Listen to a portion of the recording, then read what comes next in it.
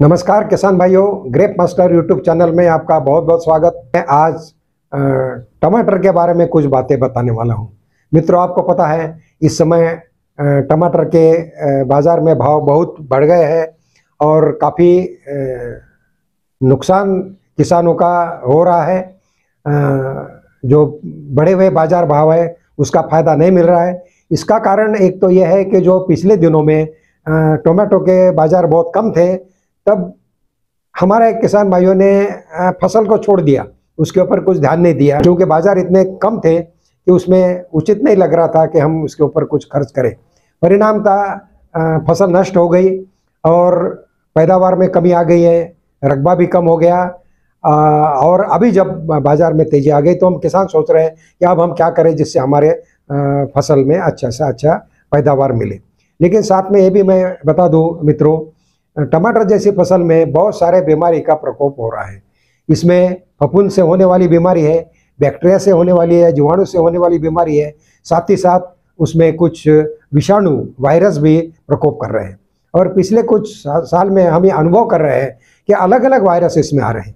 तिरंगा वायरस के बारे में आपने सुना होगा, पहले आया था जो काफ़ी हद तक नुकसान कर पाया, फलों की गुणवत्ता खराब कर पाया।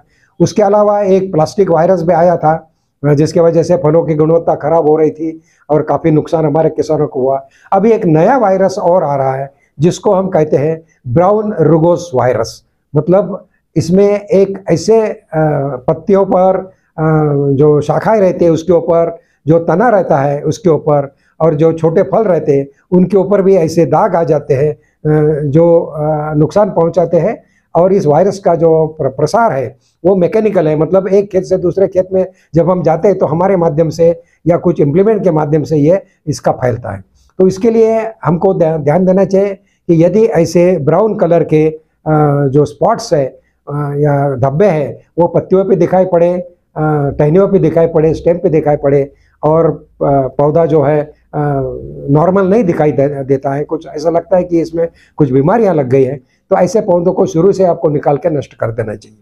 दूसरा एक और ग्रे स्पॉट नामक बीमारी आती है जो फफूंद के कारण है। जो इस समय जो टेम्परेचर चल रहा है, कम चल रहा है, रात को काफ़ी मौसम ठंडा हो जाता है, तो यह आता है स्टेम फिलियम सोलानी नामक फफूंद से। इसके लिए आपको क्या करना चाहिए, इसके लिए कुछ फफूंदनाशी है, जैसे आपका कॉपर ऑक्सोक्लोराइड है या कवच है, इसकी स्प्रे आप कर सकते हैं। मैनकोजेब का भी इसके ऊपर असर होता है। तो ऐसे कुछ फफूंदनाशी का आप स्प्रे करके इसको कंट्रोल में ला सकते हैं। ये हवा से फैलने वाला जो फंगस है, इसलिए इसको दिन में आप स्प्रे करें और ख़ास करके दोपहर के बाद, जैसे शाम से पहले और धूप कम होने के समय 4-5 बजे के आसपास अगर इसका स्प्रे करें तो इसके अच्छे असर मिलते हैं। मित्रों, फिर आपको और एक पता होगा कि बहुत सारे फसलों में आजकल जीवाणु बैक्टीरिया के भी बीमारी आ रही है। उसी तरह से एक बीमारी इसमें आती है बैक्टीरियल स्पॉट नाम की टमाटर में, जो xanthomonas नामक जीवाणु के कारण होता है। इसके भी स्पॉट्स हमारे पत्तियों पे आते हैं, स्टेम पे आते हैं, पत्ते जले जैसे दिखते हैं और इमेच्योर जो फ्रूट्स है, जो कच्चे फल है, उसके ऊपर भी अच्छे एक दाग दिखते हैं, जो अगर हाथ से आप इसको टच करो तो ऐसा लगता है कि ऊपर कुछ आया है, हाथ को ऐसा लगता है। तो ये xanthomonas है। इसके लिए आपको स्टेप्टोसाइक्लिन या अन्य जीवाणुनाशी का प्रयोग करना चाहिए। इसके साथ में आपको कॉपर ऑक्सोक्लोराइड का भी स्प्रे इसमें करना चाहिए। आजकल एक कोनिका नाम का एक प्रोडक्ट है जिसमें बैक्टीरिसाइड और फंजीसाइड दोनों एक्शन है, उसका आपको ड्रेंचिंग और स्प्रे दोनों माध्यम से प्रयोग करना चाहिए 2 ग्राम प्रति लीटर के हिसाब से। तो इससे भी इस xanthomonas का और ये फफूंद का काफ़ी हद तक बंदोबस्त आप कर सकते हैं। एक और भी बीमारी आ रही है जिसको हम गेरवा कहते हैं या रस्ट कहते हैं। रस्ट नामक बीमारी टमाटर में अभी दिखाई पड़ रही है मित्रों, क्योंकि इस मौसम में ये रस्ट के बीमारी के लिए काफ़ी अच्छा वातावरण रहता है और इसके जो लक्षण है, ये पत्तियों पर एक गहरे रंग के दाग दिखाई पड़ते हैं, स्पॉट्स दिखाई पड़ते हैं, धीरे धीरे बढ़ते हैं और ये पत्ती सूखती सूखती चली जाती है। इसके लिए सल्फर या गंधक का डस्टिंग ये बहुत अच्छा परिणाम और सस्ता एक इलाज है, इसको आपको ज़रूर करिए। साथ ही साथ इसमें नीम ऑयल स्प्रे करने से भी इसकी रोकथाम हम कुछ हद तक कर सकते हैं।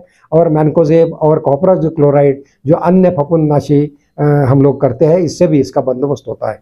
तो मित्रों, टमाटर में आपको ध्यान देना है कि नुकसान होने से पहले यदि हम देखते हैं कि मौसम खराब हो रहा है, 1 या 2 पौधों पे कुछ पत्तियों पे स्पॉट दिखाई पड़ रहे हैं, पत्तियों में मुरझाया हुआ जो पौधा दिखता है, तो इसका बारीकी से निरीक्षण कीजिए। साथ ही साथ जब आप खाद देते हो तो उसमें ज़रूर पोटैश का इस्तेमाल आपको करना चाहिए कि पोटैश की मात्रा ये सारे फसलों में जो है कम रहती है, और जो भी स्प्रे फसलों में इसकी पोटैश की ज़रूरत काफ़ी रहती है, और हमारा जो पोटैश उपलब्ध होता है ये फसल को देखते हुए कम पड़ जाता है। इसके कारण से हमारी फसल रोग और कीट का प्राकृतिक रूप से सामना नहीं कर सकती, इसलिए पोटैश का भी हमको इस्तेमाल करना चाहिए, जिसके लिए पोटेशियम शोनाइट का प्रयोग हम कर सकते हैं।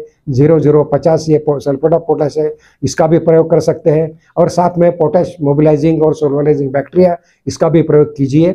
ये सबका आपको टोमेटो में प्रयोग करेंगे तो आपकी फसल जल्दी अच्छी आएगी और उपज भी ज़्यादा होगी। तो इसके बारे में आपको और कोई जानकारी चाहिए तो पूछिए, आप बताएंगे हम इस विंडो में, आप अपने प्रश्न डाल सकते हैं, इसके ऊपर आपको जानकारी दी जाएगी। आपके खेत में अगर कोई ऐसे लक्षण अलग से दिखाई पड़ते हैं जो आपके समझ में नहीं आ सकते, तो आप इसको भी आप फोटो हमारे चैनल पे आप डाल सकते हैं, हमारे यहाँ भेज सकते हैं ग्रेप मास्टर को, जिससे आपका जो है समस्या का उचित समाधान किया जाएगा।